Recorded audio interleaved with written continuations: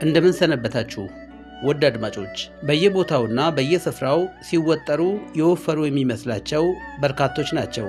የአገሬ ሰው ከማጠሯ መወጠሯ ያለው ያለ ነገር አይመስልም። ፉንጋ እየጠፋ ፎንቃ ደግሞ እየበረታ መጥቷል የሚሉ ተበራክተዋል። በየቦታው አፈቅቤና አፈጮሌም ቢሆን ከሚባለው በላይ ሆኗል። ጡት ከሚያጠቡ በላይ ጡት የሚጠቡ ቁጥራቸው ተበራክቷል ሲባል በጭምጭምታ መልክ ሰምተናል። ከቅርብ ጊዜ ወዲህ ከውሃ ጋን በላይ በየአደባባዩ የወተት ጋናቸው ጎላ ጎላ ያለ ኮረዶች ማየት ጀምረናል። የወተት ጋን አግቶ ሲገኝ እኔን አርገኝ የሚሉ በርካቶች ናቸው። እንዲህም ተባለ እንዲያ ከጆሮ ጠቢ ይልቅ ጡት ጠቢ ሳይሻል አይቀርም። እዚህ ላይ ግን ምን መሻል ብቻ የተሻሻለ ነው እንጂ ማለታቸው አይቀርም። ለማንኛውም ጡት ከአጥሚት እንደሚሻል እናምናለን። ማመን ብቻ ሳይሆን ከተገኘም ይቅርታ እናደንቃለን ለማለት ነው። ከተገኘም እንጠባለን፣ ይቅርታ እናደንቃለን።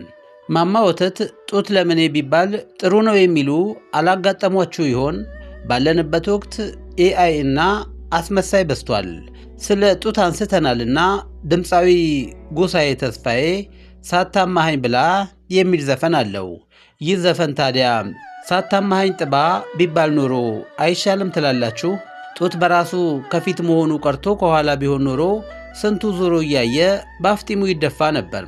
ከንፈር ከመንከስ ከንፈር መጥባት የተሻለ ነው የሚሉ በርካቶች ናቸው። አቅም ላጣ ሕዝብ ከዓለም ዋንጫ በላይ የሰፈር ቅርጫ እንደሚያስፈልገው ይታመናል። የሚያምር ነገር ሊያማርር አይችልም። ሆኖም ግን በጊዜያችን ከመሳቅ በላይ መሳቀቅን አትርፈናል።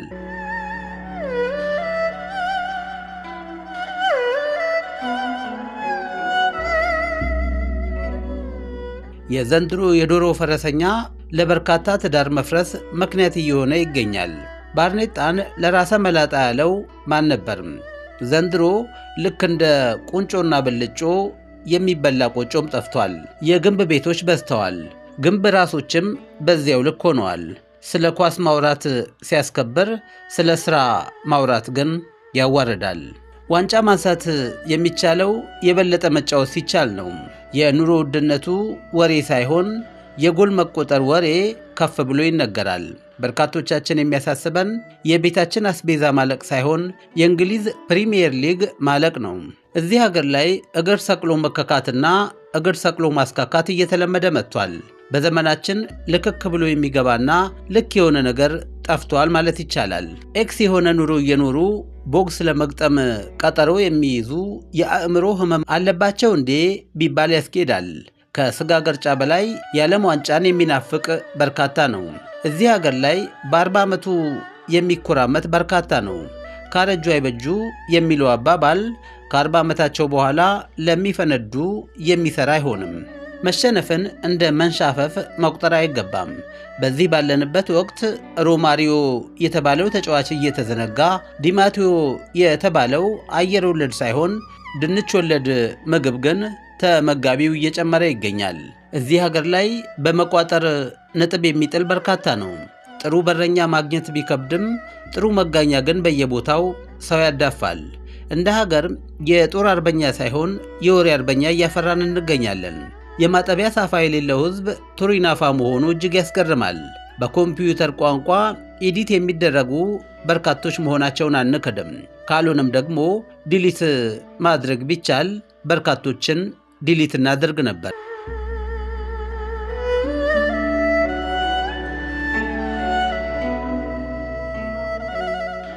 በዚህ ባለንበት ወቅት ቀንድ ያለው በሬ እየጠፋ ቀንደኛ የሆነ ዘራፊ ግን እየበዛ መጥቷል።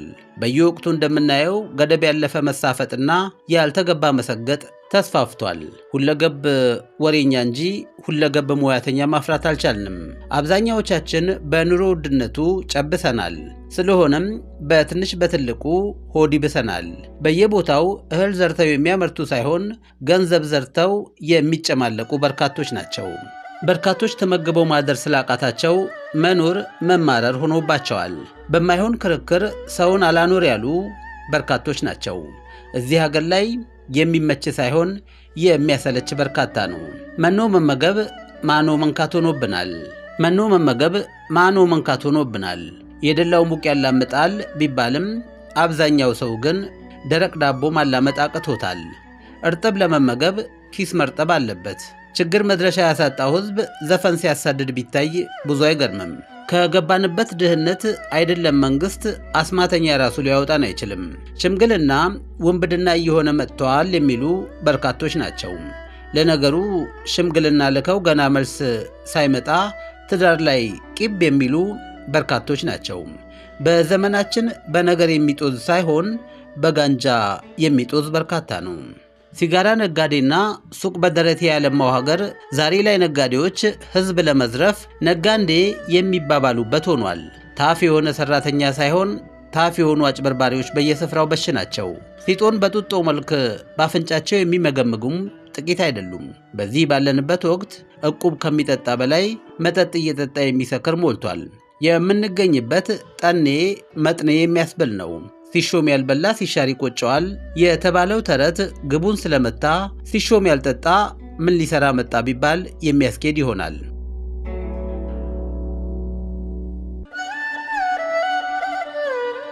በርካታ ሰው በኩላሊት በሽታ እያለቀ መሽናት ያስቀጣል የሚለው ማስጠንቀቂያ ምን ያህል ያስኬድ ይሆን? መሽናት ክልክል ነው የሚለውን ማስጠንቀቂያ የተመለከተ ግድግዳው በሙሉ ተሞልቶ በክልክል የቱ ነው ትክክል በሚል ምላሽ ሰጥቷል። ለመሆኑ ገንዘብ ይዞ መቆጠብ ያልቻለ ሰው ሽንት ቆጥቦ የት ሊደርስ ይሆን? ጠቀም ያለ ገንዘብ ያላቸው አንዳንድ ሰዎች ሰው ጥርቅም አድርገው ይዘጋሉ። አብዛኛው ሰው ሰርቶ የሚራብ ሆኗል። 50 ቢታለብ ያው በገሌ ነው ብላለች አሉ ድመት። ያለንበት ጊዜ በሚፈለገው ልክ ለመመገብ የምንችልበት ጊዜ አይደለም። አርሶ መራብና ተኩሶ መሳት እያደር ይፋጃል እንደ ግርሳት ተብሎ የተገጠመውም ለዚሁ ይመስላል። አብዛኛዎቻችን የኑሮ ውድነት አይነ ጥላ ስለሆነብን ጥላ ጥልተን መጓዝ አንችልም። በዚህ አሳሳቢ ወቅት ጊሽጣ ከተባለው ፍራፍሬ ይልቅ ጊሽጣ ራሶች ተበራክተዋል።